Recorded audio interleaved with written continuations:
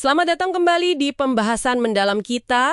Kali ini nih kita mau kupas tuntas bab 15 dari buku The Seven Sigma Mindset. Fokusnya di tingkat kedua, aktivitas dan kebiasaan. Sumber kita ya langsung dari bab itu. Tujuannya biar Anda semua bisa lebih ngeh gimana sih rutinitas harian itu ngebentuk hidup kita. Dan yang penting gimana cara ngelihatnya dengan ya kacamata baru lah. Oke, siap ya? Kita bongkar bareng-bareng. Siap. Jadi bab ini tuh bagian dari kerangka 7 tingkat pemikiran bebas. Nah, kalau sebelumnya kita udah ngomongin tingkat 1 soal lingkungan, ya kan? Konteks luar gitu. Sekarang kita masuk lebih ke dalam diri. Apa sih yang kita lakukan terus-menerus? Ini penting banget, soalnya sering kita ngerasa stuck itu bukan karena lingkungan loh, tapi ya karena pola kita sendiri. Oh iya, kebayang. Oke, biar jelas nih ya. Aktivitas itu ya tindakan kita. Kalau kebiasaan itu aktivitas yang udah otomatis banget gitu ya, karena diulang terus. Di buku kan ada contoh tuh soal klien eksekutif yang, frustrasi banget sama kerjaannya, pindah-pindah kantor mulu. Betul. Dan lucunya, bukan lucunya sih, intinya itu bukan soal perusahaannya ternyata. Setelah digali, masalah utamanya tuh aktivitas dia sehari-hari. Dia itu habisin waktu ngerjain, neraca saldo. Itu loh laporan keuangan yang detail gitu. Sesuatu yang dia benci banget. Nah, ini nunjukin seringnya kita nyalahin ya konteksnya loh, bosnya lah. Padahal akarnya ya di apa yang kita kerjain itu. Wah, itu beda banget cara ngelihatnya ya. Fokus ke apanya bukan cuma di mananya. Jadi pas dia ganti aktivitas jadi kepala bagian keberlanjutan, tapi di perusahaan yang sama baru dia ngerasa cocok.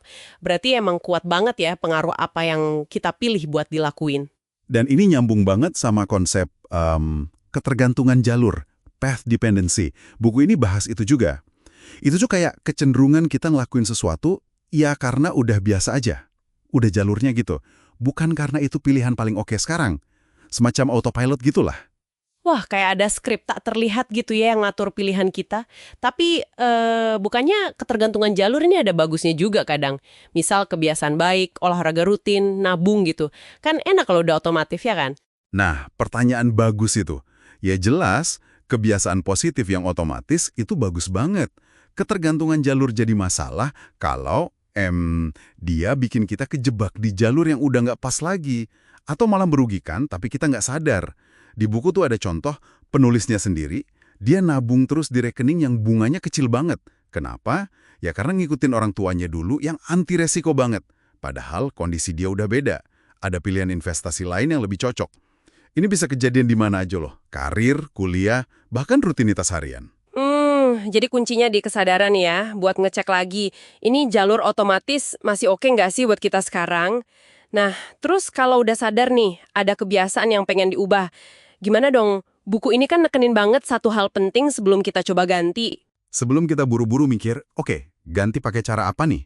Langkah paling pertama, paling krusial tuh, justru pahami dulu kebutuhan di balik kebiasaannya itu apa. Kita mesti tanya ke diri sendiri, sebenarnya gue dapat apa sih dari ngelakuin ini? Ada kebutuhan apa yang lagi dipenuhi?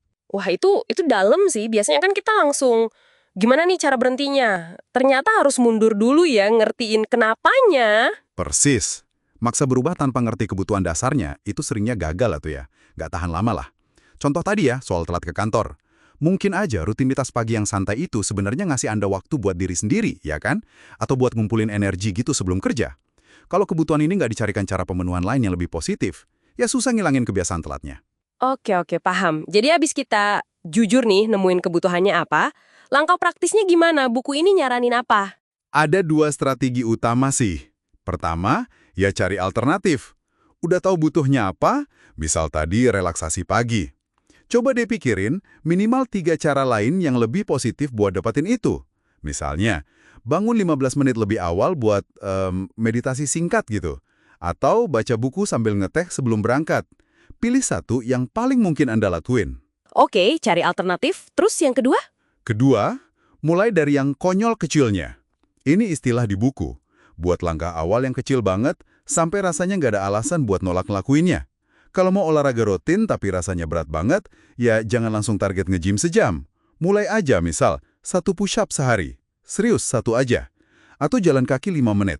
Tujuannya itu, bangun momentum dulu.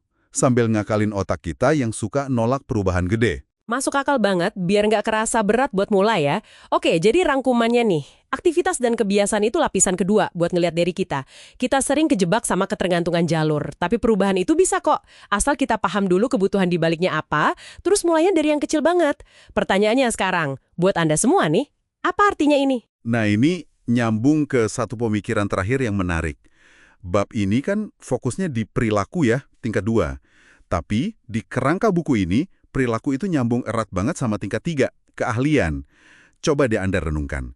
Kalau Anda berhasil nih, ubah satu aja kebiasaan kecil, sekecil apapun itu, pakai cara pikir dari bab ini, ada nggak sih kemungkinan kalau perubahan perilaku itu malah tanpa sadar ngebuka pintu buat Anda nemuin atau ngembangin keahlian baru? Keahlian yang mungkin selama ini kependem atau nggak kepikiran sama sekali? Coba deh pikirin hubungan antara kebiasaan sama keahlian dalam hidup Anda.